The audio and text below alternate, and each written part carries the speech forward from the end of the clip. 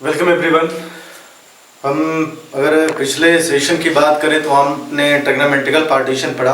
4 पार्टों में हमने ट्रिग्नोमेट्री पढ़ा है और जो आपके सिलेबस में था हमने कोशिश की है कि उससे ज़्यादा आपको दी जाए, और वो चीज़ मैंने ट्रिग्नोमेट्रिकल फंक्शन में किया आपके लिए, है ना।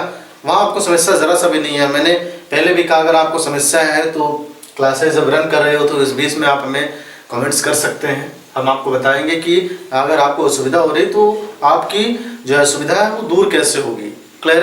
जो बच्चे रेगुलर साथ में बने हुए हैं उनको सोल्यूशन मिल रहे हैं और वो मेरे हिसाब से अच्छे से चीज़ों को सीख रहे होंगे। ठीक है। देखिए, अगर 4th सेमेस्टर की बात करें तो टारगेट यही है कि 13 सितंबर तक पूरे सिलेबस रिकवर हो जाने चाहिए। उसके लिए ज़रूरी है आप सबका साथ में रहना। देखिए, साथ में नहीं रहेंगे तो फिर रिस्पॉन्सिबिलिटी हमारी नहीं, सिलेबस पूरा होता है नहीं पूरा होता है। ठीक है।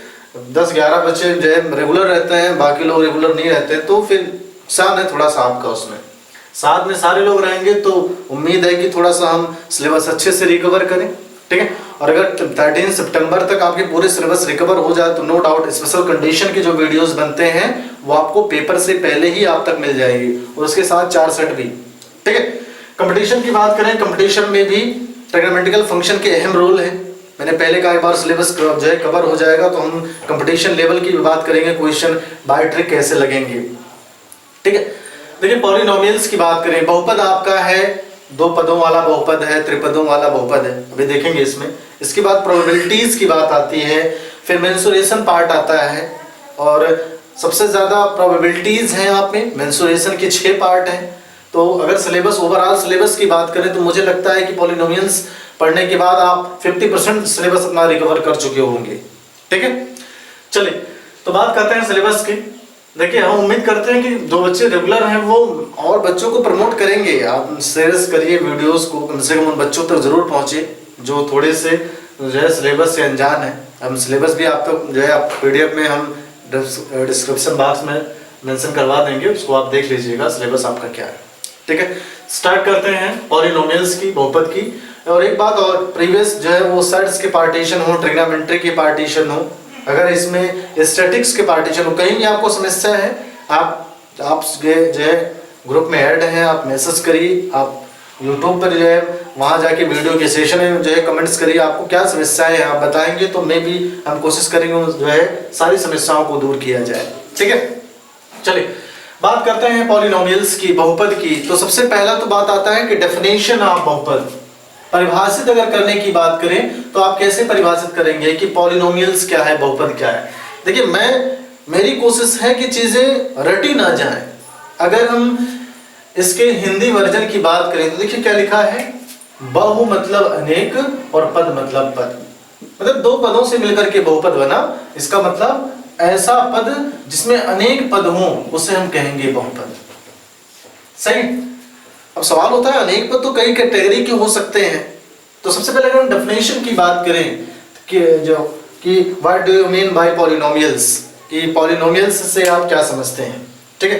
तो आप कहेंगे कि अगर पॉलिनोमियल्स की बात करें तो ऐसे पद, ऐसे फंक्शन जिसे हम a0 plus a1x1 plus a2x2 या a1x a2x plus anxn dot dot, मतलब पॉलिनोमियल्स वह फंक्शन है जिसे हम इस प्रारूप में लिख पाए, इस प्रारूप में रिप्रेजेंट कर पाए, ऐसे पद को, ऐसे बहुपद को हम क्या कहेंगे, पॉलिनोमियल्स कहेंगे। अब देखिए, यहाँ टफ लग रहा है, डेफिनेशन आपको टफ लग रहा है यहाँ पे कि फिर हम यहाँ पे कैलकुलेशन कैसे करेंगे। कोई दिक्कत नहीं इसमें।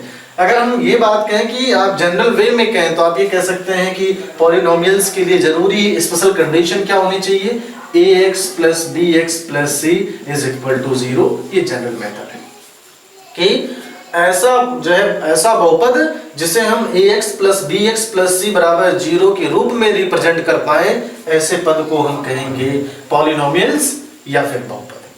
ठीक है। देखिए, इंग्लिश वर्जन बड़ा आसान है, हिंदी वर्जन में समस्याएं हैं। ठीक है। कोशिश करिए कि इंग्लिश वर्जन ही आप जो है ज्यादा रिप्रेजेंट करें पेपर टाइम पीरियड में भी, वो बेहतर रहेगा आपके लिए। चलिए, डेफिनेशन हो गया बहुपद की। अब बात आती है एग्जाम्पल कैसे समझेंगे कौन कौन से बहुपद हैं। एक चीज का खास ध्यान रखिएगा कि बहुपद के लिए नेसेसरी कंडीशन ये है कि पावर 1 जरूर होना चाहिए। जो भी अचर राशि है उसकी पावर 1 जरूर होना चाहिए। 1 से कम नहीं होना चाहिए। मतलब कि मैंने कहा कि अगर हम एग्जाम्पल की बात करें तो आप ये लिखेंगे इसमें कि ये कि क्या बहुपद वाले कंडीशन या बहुपद वाले टर्म है या फिर नहीं है। मैंने लिखा 3x + 5, क्या ये बहुपद है। देखिए इंग्लिश में एक से ज्यादा पद जैसे ही मिले आप उसे कहेंगे बहुपद, है कि नहीं, उसे ही आप कहेंगे बहुपद। तो देखिए 3x + 1 में x के मिनिमम पावर 1 होना चाहिए जो कि है, इसका मतलब यह एक बहुपद है।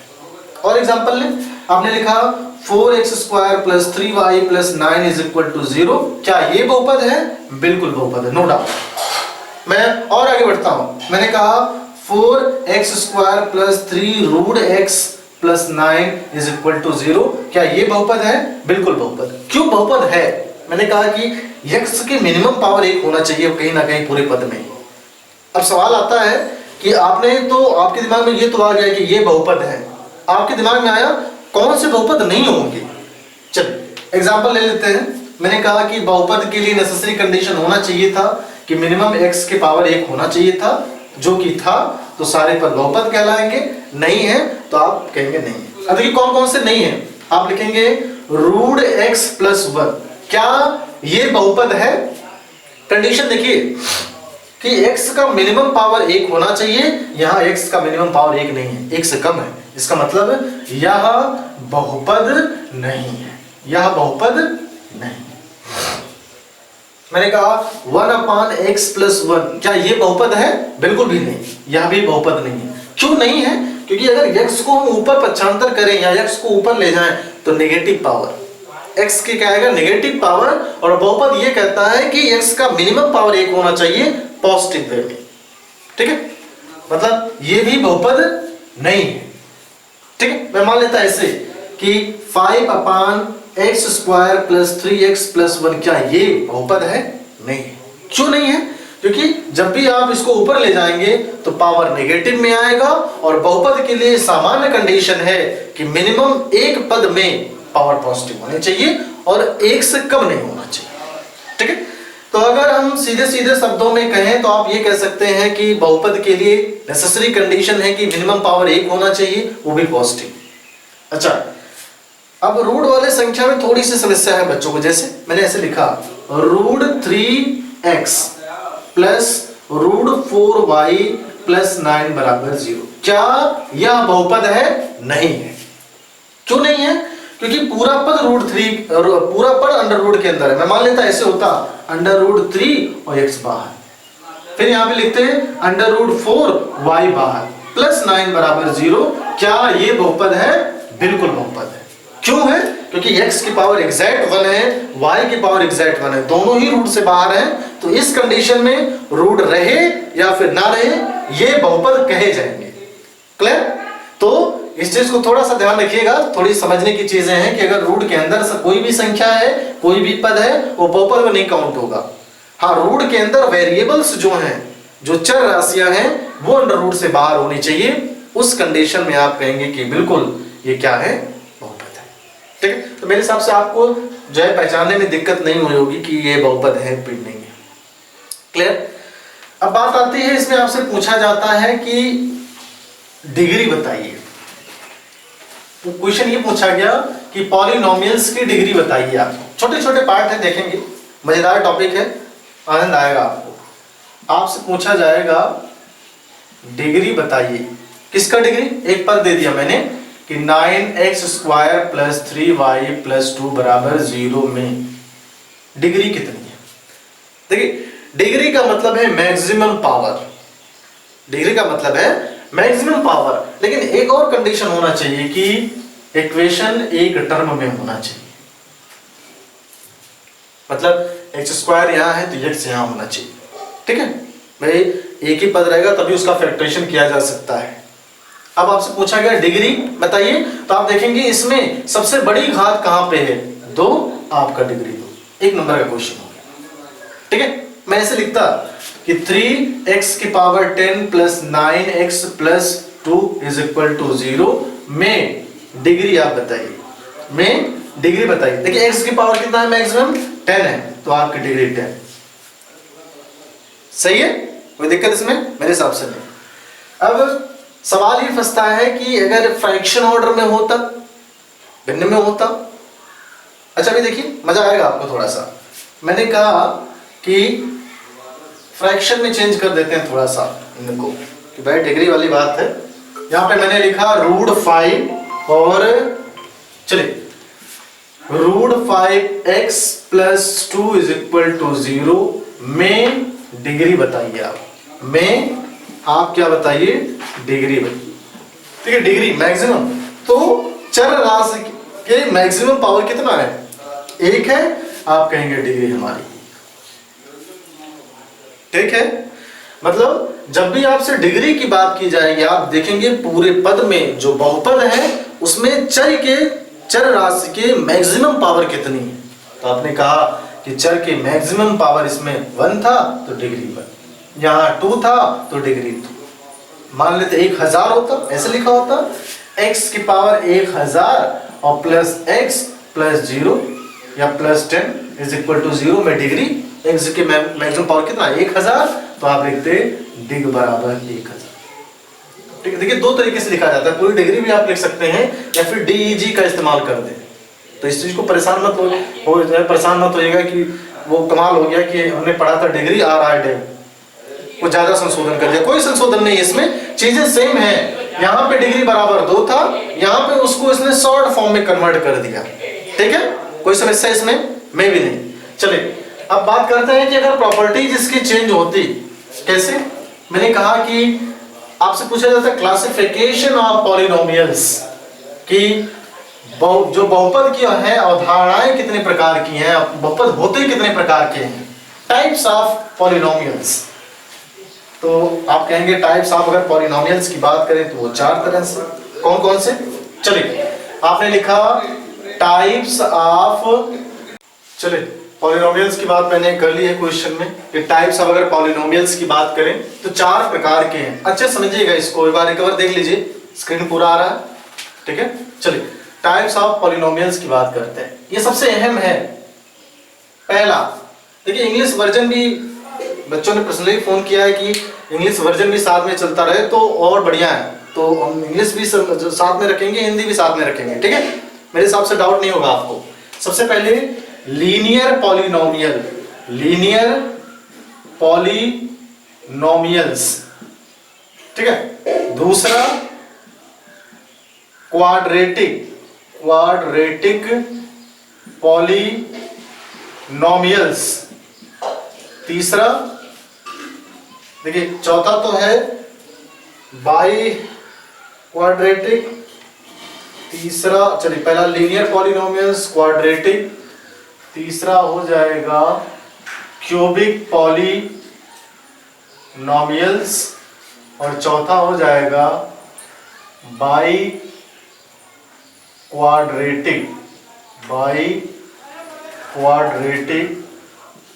पॉलिनोमियल्स। परेशान मत होइएगा कि इंग्लिश वर्जन टफ है, जरा सा भी नहीं। अभी देखिए हिंदी क्या है, एक पदीय बहुपद, एक पदीय बहुपद। ठीक है, इसे कहेंगे द्विपदीय बहुपद, द्विपदीय बहुपद। इसे कहेंगे त्रिपदीय बहुपद, त्रिपदीय बहुपद। और ये देखिए बाई क्वाड्रेटिक पॉलिनोमियल्स को कई नामों से जाना जाता है। आप चतुर्थपदीय बहुपद कह सकते हैं या बहुपदीय बहुपद, बहुपदीय बहुपद। ठीक है, तो ये चारों नाम इसके हैं। टाइप्स ऑफ या क्लासिफिकेशन ऑफ पॉलिनोमियल्स की बात करते तो आप ये कहते हैं कि वो 4 तरह से, linear polynomial, quadratic polynomial, cubic polynomial and by quadratic polynomials. तो बात आती है कि समझेंगे चीजों को कैसे, कैसे चीजों को लगाएंगे। ठीक है, देख लेते हैं इसे फटाफट। तो लीनियर पॉलिनोमियल्स की बात करें तो आप इसमें कहेंगे कि चर की जो राशियां हैं, चर का जो घात है, चर की जो घात है वो हमेशा 1 रहेगी। मतलब डिग्री जो आपकी होगी वो मैक्सिमम जो डिग्री होगी वो कितनी होगी, 1 होगी। ठीक है, इसको देख लीजिएगा स्क्रीन पे, याद है पुराना चाहिए। चलिए, चर की घात 1 होनी चाहिए, डिग्री 1 होनी चाहिए। एग्जाम्पल की बात कर लेते हैं क्वेश्चन में। अगर मैं इस क्वेश्चन में एग्जाम्पल की बात करूं तो आप कहेंगे 3x माइनस 5 हो गया, 4y प्लस 3 हो गया, ठीक है, अंडर रूट 3x प्लस 9। ध्यान दीजिएगा, और रूट अगर पूरा होता तो ये पॉलिनोमियल्स नहीं रह जाता, केवल रूट 3 पर लगाया और x को पहले कर दिया, तो ये हो गया पॉलिनोमियल्स। मतलब अगर लीनियर पॉलिनोमियल्स की बात करें, एक पदीय बहुपद की बात करें, तो आप कहेंगे मैक्सिमम नंबर ऑफ क्वांटिटी किसके, वेरिएबल्स के, चर राशि के 1 होगी, मतलब आपकी डिग्री 1 होगी। डिग्री अगर 1 होगी तो उसका एग्जांपल कैसे होगा कि आप 3x माइनस 5 कर सकते हैं, 3x प्लस 5 कर सकते हैं, ठीक है, 4y प्लस 3 हो जाएगा, रूट 3x प्लस 9 हो गया। मतलब अगर इसके एग्जांपल की बात करें तो इस टाइप के पॉलिनोमियल्स लीनियर पॉलिनोमियल्स या फिर एक पदीय बहुपद कहे जाएंगे, ठीक है, कोई दिक्कत नहीं है ना। चलिए, दूसरा क्या है इसमें, क्वाड्रेटिक। दूसरा क्या है, क्वाड्रेटिक। देख लेते हैं इसे फटाफट, क्वाड्रेटिक। चलिए, क्वाड्रेटिक बहुपद में द्विपदीय बहुपद है। आप कहेंगे इसमें जो चर की घात होगी, चर की घात, जो चर की घात होगी वो कितनी होगी, 2, ठीक है, इसमें चर की घात 2 होगी। इसका मतलब अगर इंग्लिश वर्जन में कहें तो आप कहेंगे डिग्री कितनी होगी, 2। सही है। अब बात करते हैं एग्जाम्पल की। भाई एग्जाम्पल आप समझा दीजिए। तो एग्जाम्पल कैसे लिखेंगे इसमें, आप लिखेंगे example 2x square plus 9x plus 4 बराबर 0। ये हो गया एग्जाम्पल इसका। देखिए, द्विपदीय बहुपद है। अच्छा, द्विपदीय बहुपद का मतलब ये नहीं कि 2 ही पद हों क्वेश्चन में, ठीक है। द्विपदीय बहुपद का मतलब है कि इक्वेशन जो डिग्री है वो 2 होनी चाहिए। आप ये मत सोचिए केवल 2 पद हो, गड़बड़ हो जाएगा काम यहाँ। तो फिर ये आपके हिसाब से ये द्विपदीय बहुपद हो जाएगा। 2 पदीय बहुपद का मतलब है पावर 2 होनी चाहिए। यहाँ पावर से मतलब है पॉलिनोमियल्स पूरा बेस्ड है पावर पे, ठीक है। और एग्जांपल ले लेते हैं। आप कहेंगे under root 3x square plus 4 is equal to 0। ये भी आपका द्विपदीय बहुपद है, ये भी द्विपदीय बहुपद है। आप लिख सकते हैं 3/4 x square plus 9x plus 15 बराबर 0। ये भी आपका एग्जांपल हो गया। ये भी आपका क्या हो गया, द्विपदीय बहुपद। कोई समस्या इसमें? मेरे हिसाब से कोई समस्या होने वाली आपको नहीं, ठीक है। एक बार ये चेक कर लीजिएगा, यहां तो इसके अंदर समस्या है नहीं, है ना, क्लियर है। चलिए आगे चलते हैं। इसमें बात करते हैं क्यूबिक पॉलिनोमियल, त्रिपदीय बहुपद। इसमें भी आप कहेंगे जो डिग्री होगा उसकी जो वैल्यू होगी, डिग्री की जो वैल्यू होगी वो 3 होगी। मतलब चर की जो मैक्सिमम घात होगी, जो बड़ी से बड़ी घात होगी वो होगी 3। क्लियर है। आगे अब बात आती है कि अगर डिग्री 3 हो तो एग्जांपल भी बता दीजिए इसमें। देखिए चार्ट इसलिए प्रिपेयर करवा देते हैं कि आपका फंडा क्लियर रहे। अभी हम मैं चाहता तो एक टॉपिक लेके अलग अलग से आपको पढ़ा सकता था, है ना, लेकिन अगर एक बार चार्ट क्लियर है तो फिर आपके सारे उलझने एक ही चार्ट में समाप्त है। उसके बाद न्यूमेरिकल पार्टीशन सीधे लगाइए आप। क्लियर है। तो चार्ट बनाने से बेनिफिट ये है कि पहले पेज पर ही सारे फंडामेंटल क्लियर हो जाएंगे, वो चाहे पॉलिनोमियल्स पार्टीशन के हो या फिर ट्रिग्नोमेट्रिकल फंक्शन के रहे हो। क्लियर। चलिए एग्जांपल की बात करते हैं। त्रिपदीय की बात की है तो आप एग्जांपल लिख लीजिए। इसमें आप लिखेंगे 3x cube plus 9x square plus 4 is equal to 0। ये देखिए एग्जांपल है, मैक्सिमम पावर 3 होना चाहिए। अगला आपसे लिखेंगे अंडर रूट 3/4 x की power 3 plus under root 3x square plus 9 is equal to 0। ये भी हो गया त्रिपदीय बहुपद। सही है। अगला अब देखिए त्रिपदीय, अभी पूरा देख लेते हैं फिर इसके कंसेप्ट पे आते हैं। इसका कंसेप्ट क्या होगा। ये तो 2 एग्जांपल हो गया। बात करते हैं बाय क्वाड्रेटिक पॉलिनोमियल्स, बहुपदीय बहुपद। अब बहुपदीय बहुपद का मतलब क्या, देखिए बाय लिखा है। बाय क्वाड्रेटिक का मतलब है क्वाड्रेटिक का डबल। इंग्लिश वर्जन में बाय का मतलब यहां मल्टीप्लिकेशन फॉर्म से है, बाय क्वाड्रेटिक का मतलब इसका डबल। इसका डबल होने का मतलब क्या है कि जो चर की घात है, जो चर की घात है वो द्विपदीय बहुपद की 2 गुनी होनी चाहिए, मतलब 4 होनी चाहिए। ठीक है। कितनी होनी चाहिए, 4 होनी चाहिए। तो इसका मतलब डिग्री आपकी जो आएगी वो कितनी आएगी, बराबर 4। सही है। एग्जांपल्स की बात कर लें इसमें। तो एग्जांपल्स में आप क्या लिखेंगे? अगर एग्जांपल्स की बात करें तो आप कहेंगे 9x की पावर 4 प्लस 4x की power 3 plus 3x square plus 4 is equal to 0। ये देखिए इतना लंबा चौड़ा। शॉर्ट फॉर्म अगर चाहते हैं कि इस रूप में रहे तो क्या वो जो है बाई क्वाड्रेटिक पॉलिनोमियल्स है? मैंने ऐसे लिखा 100x की पावर 4 प्लस 4 बराबर 0। बिल्कुल है। क्यों है? क्योंकि हमें मैक्सिमम पावर से मतलब इससे नहीं मतलब कि आगे वाले फंक्शन कितने दिए गए, कम दिए गए, ज्यादा दिए, डजंट मैटर। अगर मैक्सिमम पावर 4 है, नो डाउट वह फंक्शन बाई क्वाड्रेटिक पॉलिनोमियल्स कहे जाएंगे। क्लियर है? तो ये हो गया आपके टाइप्स ऑफ पॉलिनोमियल्स और आपने इसके देख लिए एग्जांपल्स। अब बात आती है क्या रोल है इसका मैथमेटिक्स में, दैनिक जीवन में इसका क्या रोल है? तो आप ये कहेंगे लीनियर पॉलिनोमियल्स की अगर बात करें तो यहां पर चर की घात 1 आने का मतलब है कि वैल्यू 1 आएगी। ठीक है? अगर x के फॉर्म में है तो उसकी वैल्यू 1 आएगी, y के फॉर्म में है तो उसकी वैल्यू 1 आएगी। क्वाड्रेटिक पॉलिनोमियल्स या फिर आप कह लें द्विपदीय बहुपद का मतलब है कि यहां पर इक्वेशन की वैल्यू 2 आएगी। मतलब अगर आपने पूरे इक्वेशन में x है तो x की 2 वैल्यू, पूरे इक्वेशन में y है तो y की 2 वैल्यू, पूरे इक्वेशन को t के रूप में रखा गया तो t की 2 वैल्यू। क्लियर? सेम कंडीशन यहाँ पे 3 वैल्यू, यहाँ पे 4 वैल्यू। क्लियर? तो ये हो गया टाइप्स ऑफ पॉलिनोमियल्स। मेरे सबसे डाउट नहीं होगा किसी को भी, बड़ा आसान है और मुझे तो लगा कि मैंने अच्छी कोशिश की आपको समझाने के लिए क्वेश्चन। सही है? चलिए अब इसके न्यूमेरिकल पार्टीशन की बात करेंगे, 1 बाय 1 लेंगे कि न्यूमेरिकल पार्टीशन इसमें लगेंगे कैसे। ठीक है? या फिर इसके हम बात करेंगे कि सॉल्विंग प्रॉपर्टीज ऑफ मेथड, कि इसको लगाने के कितने तरीके हैं उसकी हम बात कर लेते हैं। चलिए आगे चलते हैं इसमें। आइए अब क्वेश्चन की बात करते हैं कि रूल ऑफ सॉल्विंग मेथड, कि पॉलिनोमियल्स को सॉल्व करने के कितने तरीके संभव हैं। देखिए जनरली तो 3 तरीके हैं, आप उसको कई पार्ट में डिवाइड भी किया गया है, आगे सिलेबस में आप देखेंगे। लेकिन अगर हम सॉल्व की बात करें तो पहला मेथड है एलिमिनेशन मेथड। एलिमिनेशन मेथड, ठीक है। दूसरा देखिए एलिमिनेशन मेथड का मतलब यहां पे क्या हुआ, तो एलिमिनेशन में तो सब में है, आप इसे कह सकते हैं, देखिए आगे देखिए, आप इसे कहेंगे सब्स्टिट्यूशन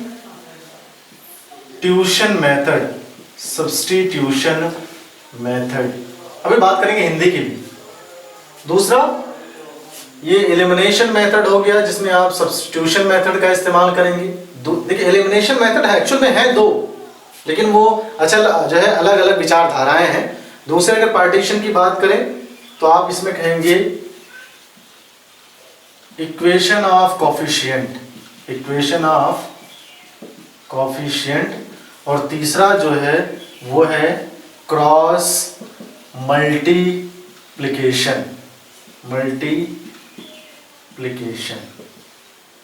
ठीक है। तो एलिमिनेशन मेथड सारे हैं अगर देखा जाए। आप कहेंगे सब्स्टिट्यूशन मेथड, जिसे आप कहेंगे प्रतिस्थापन विधि। देखिए हिंदी आसान है इसका, सब्स्टिट्यूट का मतलब है प्रतिस्थापित करना, है ना। आप लिखेंगे इसे प्रतिस्थापन विधि, पहला आपका। दूसरा इक्वेशन ऑफ कोफिशिएंट की बात करें इसमें, जिसे आप कहेंगे विलोमा अनुपात, विलोमा अनुपात विधि, ठीक है। या फिर इसे एक और नाम से जाना जाता है गुणज विधि, गुणज विधि। अभी आपको समझाना है क्या है सारी चीजें। क्रॉस मल्टीप्लिकेशन का कोई मतलब है ही नहीं इसका, सीधे आप कहेंगे तिर्यक गुणा विधि। तो 3 तरीके से पॉलिनोमियल्स को सॉल्व करेंगे आप। अगर आपने सिलेबस की बात करें उसमें लिखा है कि 2 अज्ञात बहुपदों का आप जो है समीकरण बना के उसको सॉल्व करिए। देखिए जब जब वो चीजें लिख देगा कि आपको प्रतिस्थापन विधि लिखना है, विलोमानुपात विधि लिखना है या फिर तिर्यक गुणा विधि लिखना है, तब आप बाध्य होंगे क्वेश्चन को लगाने के लिए, ठीक है। अगर नहीं लिखा तो फिर कोई दिक्कत ही नहीं, आप बाध्य होने का कोई सवाल ही नहीं पैदा होता। लेकिन अगर क्वेश्चन में लिख दिया उसने, स्पेशल कंडीशन मेंशन किए कि आपको प्रतिस्थापन विधि लगानी है, गुणज विधि लगानी है, तिर्यक गुणा विधि लगानी है, तो उस कंडीशन में समस्या आपके पास है। क्यों है? क्योंकि आपको स्पेशल मेथड अगर नहीं पता है तो फिर समस्या है। देखिए आपके सिलेबस की बात करें तो ये दोनों मेथड उपलब्ध हैं, प्रतिस्थापन विधि और विलोमानुपात या फिर गुणज विधि, दोनों के दोनों मेथड आपके सिलेबस में है। तिर्यक विधि, तिर्यक गुणा विधि जो है क्रॉस मल्टीप्लिकेशन मेथड, ये आपके सिलेबस में उपलब्ध नहीं। फिर भी जरूरत अगर पड़ी तो मैं इसकी जो है भी प्रॉपर्टीज की बात करूंगा। जिन बच्चों ने हाई स्कूल में पढ़ा होगा वृज्ज गुणनखंड विधि, तो उनको समस्या नहीं होने वाली है क्रॉस मल्टीप्लिकेशन फॉर्म में, ठीक है। जो नहीं पढ़े उनको थोड़ी सी दिक्कत होगी। फिलहाल आपके सिलेबस में ये दो मेथड है, हम नहीं दोनों मेथड में बात करेंगे, लेकिन हम समझेंगे तीनों को। चलिए, प्रतिस्थापन विधि का क्या रोल है? देखिए, प्रतिस्थापन विधि समझते हैं। मैंने कहा कि अगर मैं मान लेता x + y = 5 और दूसरा इक्वेशन x - y = 3, आपसे कहा गया प्रतिस्थापन विधि से लगाइए। तो प्रतिस्थापन का मतलब है किसी एक की वैल्यू को दूसरे इक्वेशन में प्रतिस्थापित करना, मतलब रखना। कैसे? यहां देखिए, समस्या तो नहीं है स्क्रीन पे।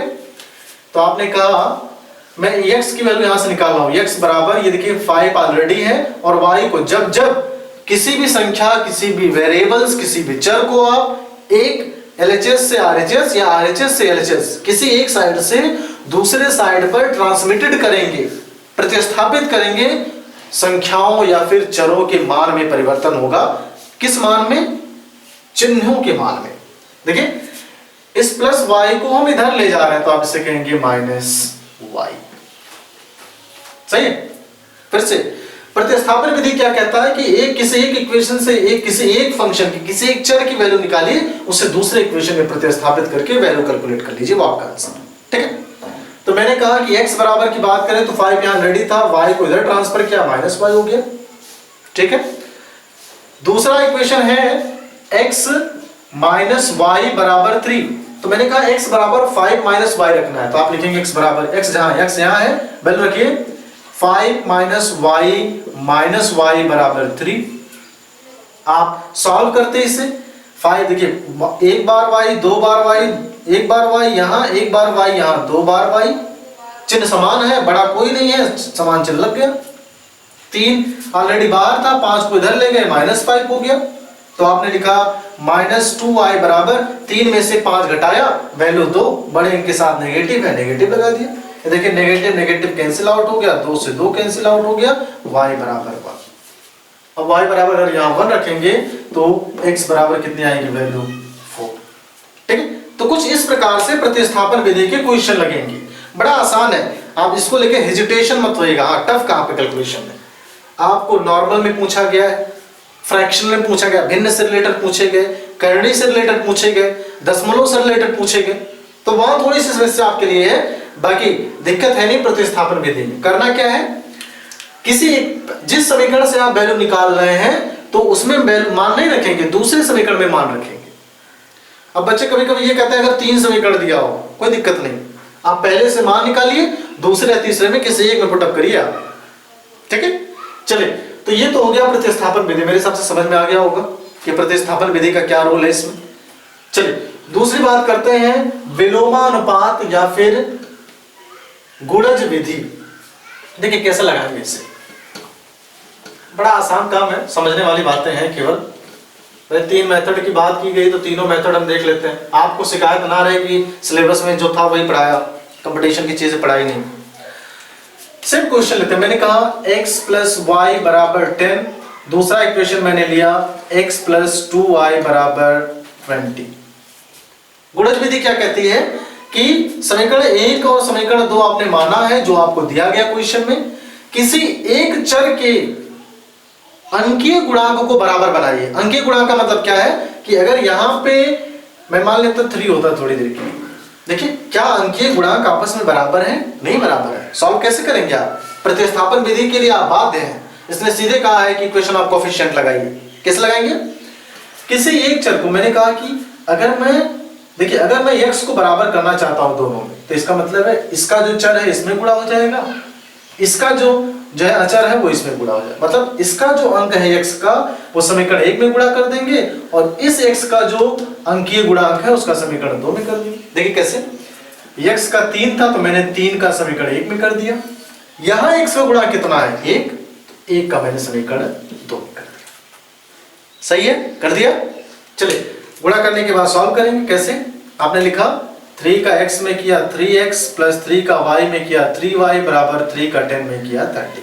मतलब ये है कि जिसका गुणा करेंगे वो 1 बाय 1 प्रत्येक मेंबर में करेंगे आप गुणा। ऐसा नहीं कि x को बराबर करने के लिए मैंने किया तो आप x में करेंगे, नहीं। अब 1 से गुणा करने का कोई प्राविधान है ही नहीं। x का किसी भी संख्या में गुणा करें हमें वही संख्या प्राप्त होगी। तो आप इसे लिखेंगे 3x + 2y = 20। सॉल्व करने की बात करते, देखिए दोनों समान है तो आप यहां लिखते घटाने पर, विपरीत होते तो लिखते जोड़ने पर। देखिए घटाने पर चिन्ह परिवर्तित होगा, यहाँ प्लस था माइनस, यहाँ प्लस था माइनस, यहाँ प्लस था माइनस। तो देखिए प्लस माइनस 3 में से 3 गया 0। देखिए 3 में से 2 y को आप घटाना है, 1 y प्लस है तो प्लस लगा दिया, बराबर 30 में से 20 घटाया वैल्यू 10। मतलब यहां जब भी आप चिन्ह परिवर्तित कर रहे हो तो यहां का चिन्ह मान्य नहीं होगा। आपने ऑपरेशन जो यहां लिखा उसके बाद यहां का जो चिन्ह लगाया वो मान्य होगा। तो मतलब y बराबर 10 आ गया। तो अगर y बराबर 10 आ गया तो 10 और -10, इसका मतलब x बराबर 0। ठीक है, इसका मतलब यह है कि प्रतिस्थापन विधि में पहले से मान निकालना है, दूसरे में पुट करना। अब बच्चे कहते नहीं हम दूसरे से मान निकालेंगे, बिल्कुल ठीक है, आप पहले से निकालिए या फिर दूसरे से मान निकालिए, वहीं से निकालिएगा जहां से कैलकुलेशन आसान है। कैलकुलेशन को पेचीदा करेंगे तो समस्या है आपके। ठीक है, तो देखिए 2 मेथड के क्वेश्चन मैंने देख लिए। अब बात आती है कि क्रॉस मल्टीप्लिकेशन फॉर्म को कैसे लगाया जाए क्वेश्चन, बोला कैसे लगाएंगे इसको भी देख लेते हैं। ये ना रहे संशय ना रहे कि नहीं बताया गया है ना। 3 मेथड है पॉलिनोमियल्स के। चलिए, तो मैंने कहा कि अगर क्रॉस मल्टीप्लिकेशन है, इक्वेशन ले लेते हैं। मैंने कहा x + 2y और ये हो जाएगा +3 बराबर 0। यहाँ पे मैंने लिखा 2x + 4y और प्लस ये देखिए z, एक पार्टीशन बढ़ा लेते हैं, 3z बराबर 0 और ये z बराबर ये 0 कर दीजिए। इक्वेशन आपका हो गया। कैसे लिखेंगे इसे, देखिए ऐसे त्रिय गुणा जो क्रॉस मल्टीप्लिकेशन आप इसको लेंगे, ऐसे लिखेंगे x पहला मेंबर बटे इन दोनों मेंबर का गुणा होता है। देखिए ऐसे गुणा होगा, इसका यहां इसका यहां, लेकिन किसका, केवल अंकों का। ठीक है, काफी टफ काम है। देखिए कैसे लिखते हैं, 2 गुणे 1। नहीं समझ में आता कोई दिक्कत नहीं, लेकिन उम्मीद करते हैं कि आप समझें इससे, क्योंकि वृत्त गुणनखंड काफी बार पूछा गया। ये देखिए पहला मेंबर बटे x का पूरा पार्टीशन छोड़ देंगे, जैसे आप मैट्रिक्स में गुणा करवाते। देखिए इसका गुणा इसके साथ, 2 अंक यहाँ है, एक कितना, 1 अंक यहाँ है, तो 2 एकम 2 माइनस लगाएंगे, हमेशा बीच में माइनस। 4 तिया 12, सही है, बराबर y अपॉन, देखिए क्रॉस गुणा कर रहे हैं। जब आप y को लेंगे तो y का पूरा मान छोड़ देंगे, ऐसे इसको आप ढक लीजिए, ऐसे गुणा कराइए x का z में, अंक का कराना, यहाँ 1 यहाँ 1, 1 × 1 1 माइनस, इसको सेट कर, इसका इसमें माइनस के साथ 2 और 3 6। मान लेते z नहीं होता तो आप यहीं से कैलकुलेशन करते, काम आसान हो जाता आपका, लेकिन फिर भी मैंने z दिया है तो z लगाइए। कैसे लगाएंगे इसे, प्लस बराबर, ये क्या हो जाएगा, ये हो जाएगा, देखिए z वाला पार्टीशन आपने सेट कर दिया, 3z बटे इसका इसमें 1 × 4, तो 4 एकम 4 और -2 दूना 4, तो ये वैल्यू तो अनडिफाइंड हो गई। तो यहां से देखिए क्या आया, x बटे 2 में से 12 घटाया 10, बड़े के साथ नेगेटिव तो negative is equal to y upon, ये देखिए कितना आया, 1 - 6 - 5 और ये बराबर 3z/0 और बराबर 0। हालांकि मैंने नॉर्मली लिया तो ये 0 तो नहीं आना चाहिए था। वैल्यू निकालने की बात करते, कैसे निकालते वैल्यू, आप इसमें इसको बराबर ये, इसको बराबर ये, इसको बराबर ये, तो वहां से x y z की 3 वैल्यू निकल के आती है। ये 0 हमने गड़बड़ कर दिया है, क्वेश्चन जब मिलेगा तो उनमें भी 0 ना मिले तो काम आपके लिए आसान हो जाएगा। ठीक है, तो इसमें जरा सा भी समस्या लेने वाली बात नहीं कि क्वेश्चन भला किस प्रारूप में लगा होगा। आपने तीनों मेथड देख लिए हैं, 2 आपके सिलेबस में है। अब हम उन्हीं सिलेबस पे न्यूमेरिकल पार्टीशन देखेंगे। देखिए बहुत अहम है, क्योंकि यहाँ पे भी एज से रिलेटेड क्वेश्चन आने वाले हैं। ठीक है, भिन्न से रिलेटेड क्वेश्चन आने वाले हैं, सिंपल एसआई और कंपाउंड इंटरेस्ट से क्वेश्चन आने वाले हैं पॉलिनोमियल्स में, मजा आएगा सॉल्व करने के लिए। चलिए सेशन का पहला न्यूमेरिकल, और देखिए अभी सबसे पहला जो हम काम करेंगे वो सारे के सारे न्यूमेरिकल हम किस विधि से लगाएंगे, प्रतिस्थापन विधि, सब्स्टिट्यूशन मेथड, प्रतिस्थापन विधि। पहले हम प्रतिस्थापन विधि देख लेंगे, दूसरा गुणज विधि जिसे हम विलोमानुपात कहेंगे या विलोमाभास कहेंगे। कैसे लगाएंगे प्रतिस्थापन विधि में, क्या करना है आपको, समीकरण 1, चलिए x प्लस वाई बराबर 14 इक्वेशन नंबर 1 माना आपने। दूसरा x माइनस वाई बराबर 4 समीकरण आपने 2 माना। इसे मैंने क्या कहा, किसी एक इक्वेशन से वैल्यू पुट कराइए, दूसरे में रख दीजिए। देखिए आपको करना क्या है, यहाँ पे x और y की वैल्यू लानी है, ठीक है। चलिए तो मैंने समीकरण 1 का इस्तेमाल कर लिया, हालांकि छोटा तो 2 था लेकिन स्टार्टिंग 1 से करेंगे। तो आपने लिखा कि x बराबर 14 यहां ऑलरेडी है, y को उधर साइड में ले जा रहा है, तो अगर प्लस है तो ये हो गया माइनस, ठीक है। समीकरण माना आपने 1 2, समीकरण नंबर 3। अब चूंकि आपने x से समीकरण 1 से ही x की वैल्यू लाई, इसलिए इसमें कभी पुट नहीं करेंगे माना। आप लिखेंगे समीकरण 3 का मान समीकरण 2 में रखने पर समीकरण 2 क्या है, x माइनस वाई बराबर 4। x की जगह पे आपको क्या लिखना है, 14 माइनस वाई। x यहां था, आपने लिखा 14 माइनस वाई और बराबर 4। चलिए अंक को एक तरफ कर लेते हैं, चर को एक तरफ कर लेते हैं। ये देखिए 14 उधर ले जा रहा है, देखिए माइनस वाई, ये भूल जाइए माइनस है, दोनों समान चिन्ह। आप ये देखिए समान चिन्ह पे चीजें जुड़ेंगी, एक बार वाई एक बार वाई, आप लिखेंगे 2 बार वाई। भाई समान चिन्ह है तो समान चिन्ह लग जाएगा यहां भी, ठीक है। और ऑलरेडी 4 यहां पर था, 14 को हमने पक्षांतर किया उधर, तो प्लस था, क्या हो गया माइनस। आगे देखिए सर, इधर देखिए सामने -2y बराबर, ये देखिए विपरीत चिन्ह है, घटाइए, 4 में से 14 गया, वैल्यू 10। चूंकि बड़े अंक के साथ नेगेटिव है, आपने नेगेटिव लगा दिया। अब ये नेगेटिव हो गया, कैंसिल आउट, और 2 बच्चे हो गया 10। तो आप कहेंगे y बराबर वैल्यू कितनी है आपकी, 5। अभी भी आपको x की वैल्यू लानी है, तो आप y बराबर 5 किसी भी में रख सकते हैं, आपका आंसर आ जाएगा। यहां समीकरण 3 में रखिए, समीकरण 2 में रखिए, समीकरण 1 में रखिए। तो आप लिखेंगे, यहां देख लेते हैं, y बराबर 5 समीकरण 1 में रखने पर, तो समीकरण 1 क्या है,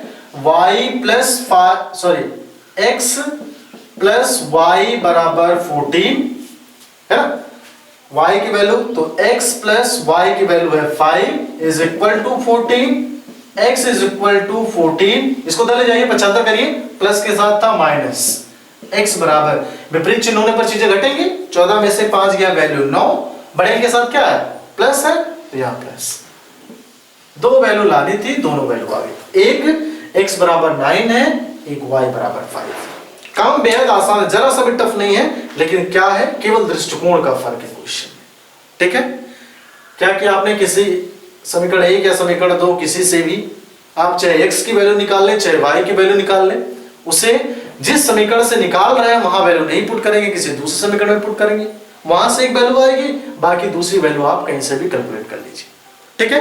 तो ये पहला न्यूमेरिकल था इसका, मेरे हिसाब से आपको डाउट नहीं होना चाहिए, क्लियर है। चलिए ये क्वेश्चन लिखा है, देखिए ये यस है, 5 मैंने ऐसे बनाया, कंफ्यूज मत होइएगा।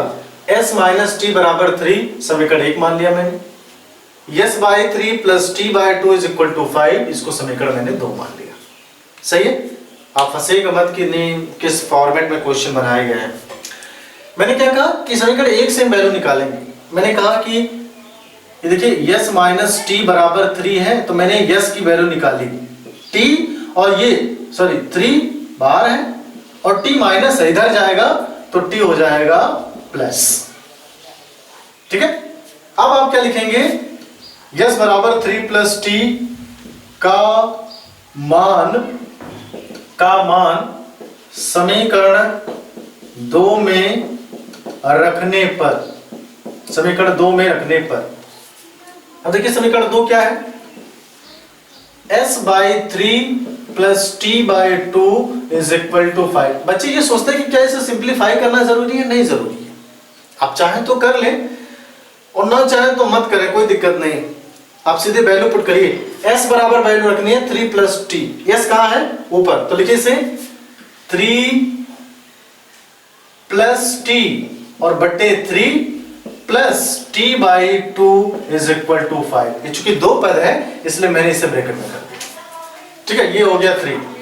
अब अगर लासा लेने की बात करें तो देखिए दोनों डिफरेंट है, दोनों विपरीत है। इसका मतलब इसका गुणा यहां कर दे और 2 का गुणा यहां कर दे और नीचे का गुणा आपस में कर दे, लासा का काम खत्म, सिस्टम ही खत्म। लासा करिए 2 का गुणा यहां, तो मैं ऐसे लिख रहा हूं 2 गुणे 3 प्लस टी, ठीक है, प्लस 3 और गुणे टी बटे 2 इंटू 3 बराबर 6 इज इक्वल टू 5। चले आगे, अब इसको ओपन करें कैसे, 2 का गुणा पहले 3 में, फिर 2 का गुणा टी में, तो 2 तिया 6, 2 का गुणा टी में 2t plus 3t is equal to, इसका गुणा कराइए 6 पच्चे 30। और सिंप्लीफाई किया जा सकता है, बिल्कुल किया जा सकता है। सजातीय पद उपलब्ध है, उपलब्ध है। देखिए 2t 3t और 6 उधर शिफ्ट होगा। चलिए सॉल्व करिए इसे। 3 और 2 समान चिन्ह होने पर चीज जुड़ रहा है, 3 और 2 5, 5t इज इक्वल टू 30, 6 को उधर ले जाइए -6। देखिए क्लियर है ये, ठीक है ना। आगे चले, चलिए अब यहां पे वैल्यू देख लेते हैं। ये वैल्यू यहां पे आती है 5t इज इक्वल टू 30 में से 6 घटाया वैल्यू 24। इससे नहीं फर्क पड़ता दशमलव में आ रहा है कि नहीं आ रहा, क्या मतलब है। t की वैल्यू चाहिए तो आप लिखेंगे t बराबर 24/5, कैंसिल करिए तो t बराबर आएगी वैल्यू 5 चौक का 20, दशमलव लगाते 40, 5 अट्ठे 40, तो t का जो मान आया वो कितना आया 4.8। आपको यस की वैल्यू चाहिए थी, t की वैल्यू चाहिए थी, आपने t की वैल्यू निकाल दी। अब चूंकि आपको यस की वैल्यू चाहिए इसलिए आपने लिखा t बराबर 4.8 का मान किसी भी समीकरण रखिए, समीकरण 1 में रखने पर। कंफ्यूज मत होइएगा, यहां के बाद यहां प्रोसेस है, नहीं तो आप यहां सोच लीजिए। चलिए तो रखिए इसमें समीकरण 1 में s माइनस टी बराबर 3 लिखा था, s माइनस 4.8 टी की जगह पर बराबर 3। चलिए आगे, यस बराबर 3 और ये माइनस के साथ है, अगले जो है साइड में जाएगा तो प्लस हो जाएगा 4.8। अब देखिए जोड़ने में बच्चे गड़बड़ी कर देते हैं, 8 को 3 के साथ जोड़ सकते हैं, इस चीज का ध्यान रखिएगा। यूनिक नंबर ही यूनिक नंबर के साथ जुड़ेगा, जो डेसिमल पार्टीशन वो डेसिमल, यहां दशमलव है नहीं, कोई मतलब है नहीं। 4 और 3 7.8 s। देखिए s की वैल्यू लानी थी, t की वैल्यू लानी थी, दोनों वैल्यू आ गई मेरे हिसाब से, अब कोई समस्या आपको नहीं, ठीक है। अगर इसको जोड़ने की बात करें, बच्चों के अगर मन में कंफ्यूजन, देखिए कैसे जोड़ते हैं। ये 4.8 था और ये 3 था, तो मैंने दशमलव एडजस्ट करने के लिए 0 बढ़ा दिया, है ना। तो 8 0 8 और 4 3 7, देखिए 7.8 बने। क्लियर है, कोई समस्या नहीं। ये क्वेश्चन दिया है, देखिए अभी हम सॉल्व किस मेथड से कर रहे हैं, प्रतिस्थापन विधि, सब्स्टिट्यूशन मेथड। तो समीकरण 1 आपने मान लिया ऊपर वाले को, समीकरण 2 आपने मान लिया नीचे वाले पार्टीशन को, ठीक है। समीकरण 1 से वैल्यू x की हम निकाल रहे हैं, y में पक्षांतर करते हैं, y में पुट अप करते हैं। समीकरण 1 क्या था, फिर से देखिए इसे आप लिखते इसे √2x, बाहर है रूट के, ध्यान रखिएगा, नहीं तो आप कहेंगे पॉलिनोमियल है ही नहीं, plus √3y is equal to 0। मैंने x की वैल्यू निकालनी चाहिए, कैसे निकालेंगे, √2x और इसको उधर कर दिया तो वैल्यू आई √3 ऑफ y। अगर x की वैल्यू चाहिए तो चूंकि ये चीजें मल्टीप्लिकेशन में कहां जाएंगी, नीचे। जब जब चीजें मल्टीप्लिकेशन में रहेंगी वो दूसरे पक्ष में नीचे ही जाएंगी। अगर वो प्लस या माइनस के साथ है तो चिन्ह परिवर्तन के साथ वो इस फॉर्म में जुड़ सकते हैं या फिर घट सकती हैं, लेकिन अगर गुणे फॉर्म में है तो वो नीचे ही जाएंगी। मतलब अगर हमें केवल x चाहिए तो इसके साथ जो चीज गुणे में है वो कहां जाएगी, बटे में, तो लिखा √3 बटे √2y। आपने x की वैल्यू कंसीडर कर दिया, सही है। देखिए x की वैल्यू आ गई। अब अगला प्रोसेस क्या है कि आप लिखेंगे कि x बराबर √3 बाई √2 ऑफ y का मान किसमें रखने पर, समीकरण 1 से आपने वैल्यू निकाली है, का मान समीकरण 2 में रखने पर, 2 में रखने पर, समीकरण 2 में रखिए। समीकरण 2 क्या है, √3x minus √8y is equal to 0। रखिए x की जगह पर आप क्या लिखते, देखिए √3 तो ऑलरेडी है, x की जगह पर आपने रखा, क्या रखा, √3 बाई √2 ऑफ y, सही है। और minus root 8y is equal to 0।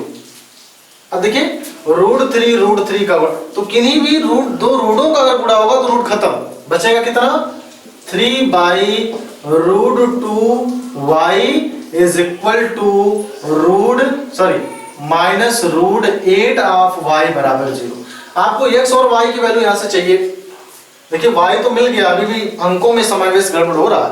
कैसे लगाएंगे, एलसीएम लेंगे। कैसे लेंगे, यहाँ √2 है, यहाँ कुछ है नहीं तो आपने 1 मान लिया, है ना। अब इसका गुणा यहाँ, इसका गुणा यहाँ और नीचे का आपस में गुणा। तो लासा कंडीशन में यही करना है मैक्सिमम, आपको लासा निकालना नहीं है। कैसे लिखेंगे इसे, इसका गुणा यहाँ, इसका गुणा यहाँ और फिर नीचे का आपस में गुणा, काम खत्म, लासा लेना ही नहीं आपको। सीधे गुणा कराइए, 1 का गुणा इसमें हुआ तो कोई परिवर्तन नहीं, आपने लिखा 3 ऑफ y, √2 का √8 में करेंगे। सवाल यहाँ फंस रहा है, देखिए कैसे लगाएंगे इसे। आप इसे लिखेंगे माइनस √8 इंटू √2 ऑफ y और टोटल बटे कितना आया √2 बराबर 0। ठीक है, चलिए नेक्स्ट। अभी तो एक भी वैल्यू आपने निकाली नहीं है। अब क्या करेंगे इसमें, ये 3 ऑफ y है, कर दिया आपने, माइनस √8 इंटू √2 को आप लिख सकते हैं √16 ऑफ y, और देखिए √2 का गुणा 0 में हुआ वैल्यू 0। या 3y माइनस √16 का वर्गमूल 4, तो आपने लिखा 4y बराबर 0। या ये विपरीत चिन्ह होने पर चीजें आपने घटाई, 4y में से 3y चीजें घटाई, value y with negative sign बराबर 0। आप माइनस उधर भेज दीजिए, 0 कभी नेगेटिव नहीं हो सकता, तो y की वैल्यू आपकी क्या आ गई, 0 आ गई। y की वैल्यू क्या आ गई, 0 आ गई। अभी किसकी वैल्यू निकालनी है आपको, x की वैल्यू निकालनी है, तो आप समीकरण 3 में रख दीजिए, है ना। देखिए y की वैल्यू 0 आ गई, x की वैल्यू चाहिए, तो यहाँ ये समीकरण 1 में रखने पर y बराबर 0, समीकरण 1 में रखने पर रखिए √2x plus √3y is equal to 0।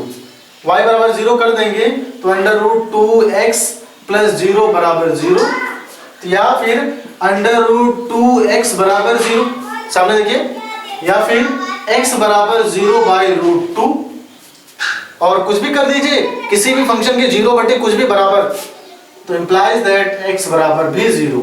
तो यहां से x और y की दो वैल्यू आई, एक वैल्यू आई x बराबर 0 और दूसरी वैल्यू आई y बराबर 0।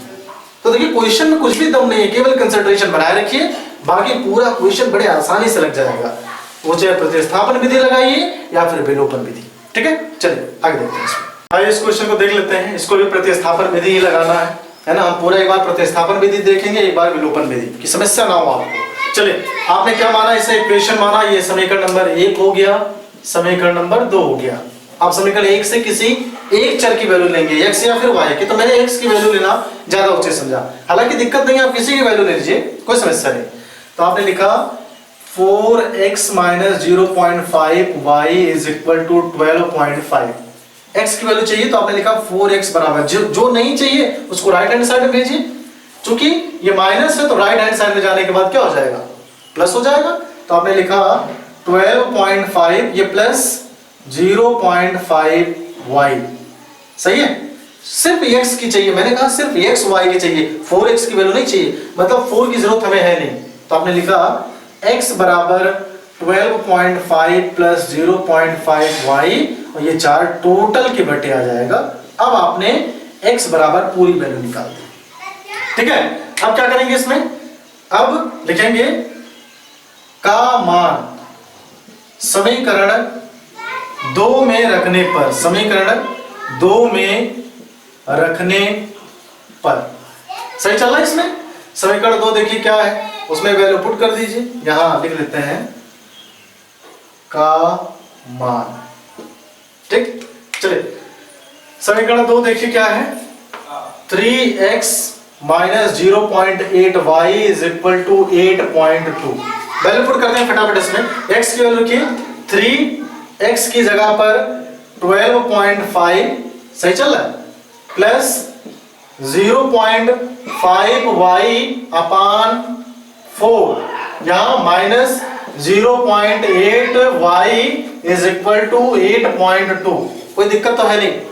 अब ये देखिए 3 है तो इसका अंदर गुणा होगा 1/1, मतलब 3 का गुणा पहले इसमें फिर 3 का गुणा इसमें, कोई और ऑप्शन आपके पास बच नहीं रहा। चलिए गुणा कराइए। तो 3 5 15, 3 दूना 6 1 7 और 3 1 3। चेक कर लीजिए। 3 5 15, 3 दूना 6 1 7 और 3 1 3। एक अंक के बाद दशमलव, तो आपने एक अंक के बाद दशमलव लगा दिया। प्लस 3 5 15, एक अंक के बाद दशमलव, एक अंक के बाद दशमलव y बटे 4 minus 0.8 y is equal to 8.2।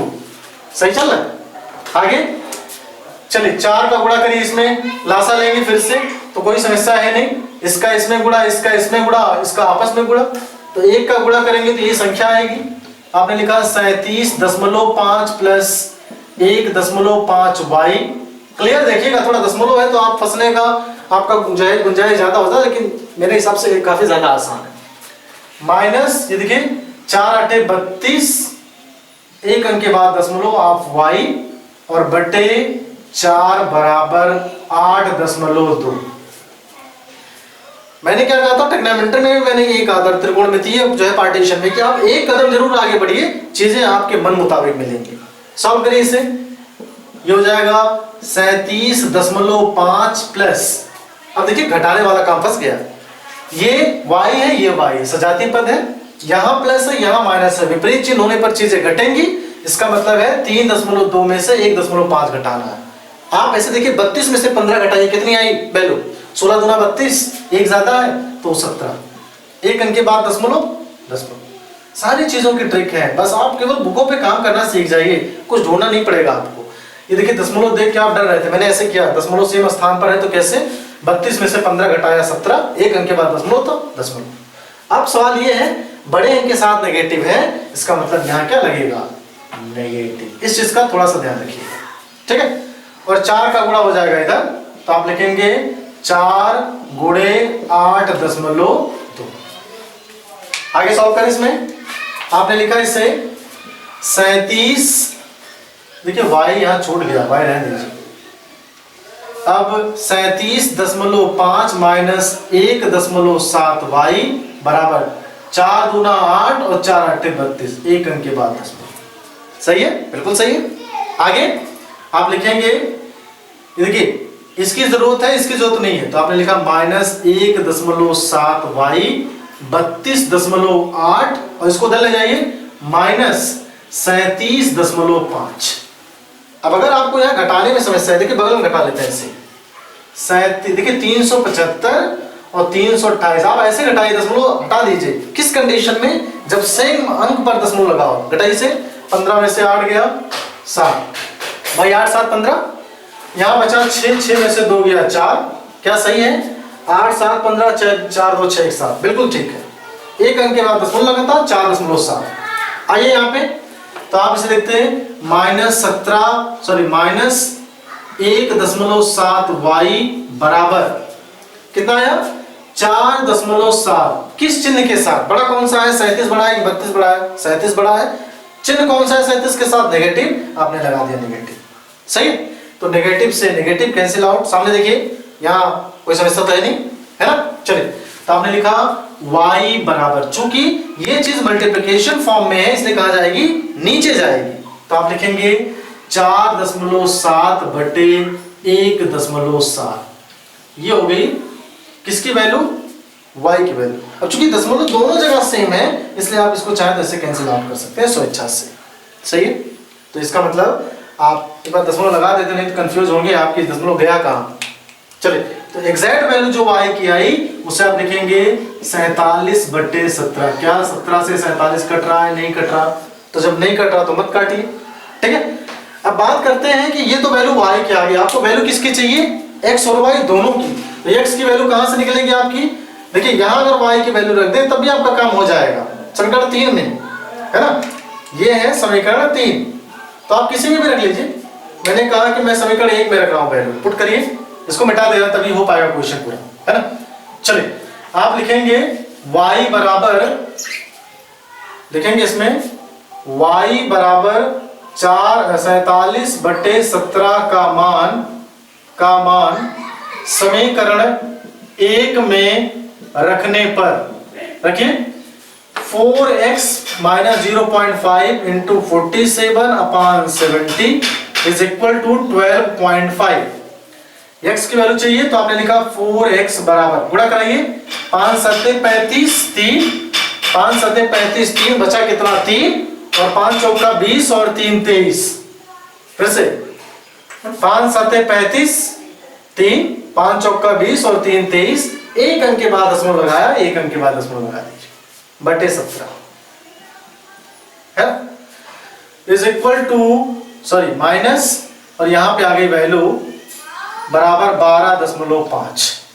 एक बार चेक कर लेते हैं गड़बड़ ना हो। 5 7 35, 5 चौका 20 3 23। क्या ये 17 से कट रहा है? देखिए 17 एकम 17 बचा कितना 3 20 3 23 65, 17 3 क्या 17 चौका 68 नहीं कट रहा, तो जरूरत ही नहीं भी काटने की। चलिए कैसे लगाएंगे इसे? आपने लिखा 4x बराबर, इसको उधर पक्षांतर करिए 12.5 और प्लस 23.5 बटे 17। काफी लंबा कैलकुलेशन होने वाला है, मजा आएगा। चलिए लिखा 4x बराबर, गुणा करिए इसका। कैसे करेंगे इसे? देखिए अप्रॉक्स में अगर वैल्यू लानी है तो ऐसे लगाते हैं। कैसे? देखिए 12.5 प्लस ऐसे 17 एकम 17 बचा कितना 6 65, 17 3 51 दशमलव एक अंक के बाद 17 3 51, फिर कितना बचा 55 50, और 17 चौका से ज्यादा हो, फिर से 17 3 51, 17 दूना 34, 1.72। नहीं चाहते तो आपको लासा लेना पड़ेगा। तो देखिए वैल्यू कितनी आई 4x बराबर वैल्यू आई, जोड़ी से ये हो जाएगा 13.82। फिर से समस्या फंस गई, कैसे जोड़ेंगे इसे? देखिए ऐसे जोड़ा जाता है, ये बगल में देख लेते हैं नहीं तो आप कंफ्यूज रहेंगे। यहाँ पे ये ऐसे लिखा है 12.5 और 1.32। अब चूंकि भाई बराबर करना था आपने 0 बना दिया, ये आ गया 8 2, ये हो गया 13.82। x की वैल्यू चाहिए तो आप x बराबर 13.82 और बट्टे 4 कैंसिल करिए, 4 3 12, 4 चौका 16 और ये 4 चौक 22 हो गया और 4 पंजे 20। तो आंसर आया आपका x बराबर 3.45 और y बराबर ये 47/17 और x बराबर 3.45। ठीक है, तो कुछ इस प्रारूप में इसके आंसर। ऐसा नहीं टफ है, मैंने पहले कहा एक कदम आगे बढ़िए आंसर बिल्कुल आसानी के साथ आ जाएगा। हाँ ये प्रोसेस थोड़ा सा लंबा है। क्लियर है?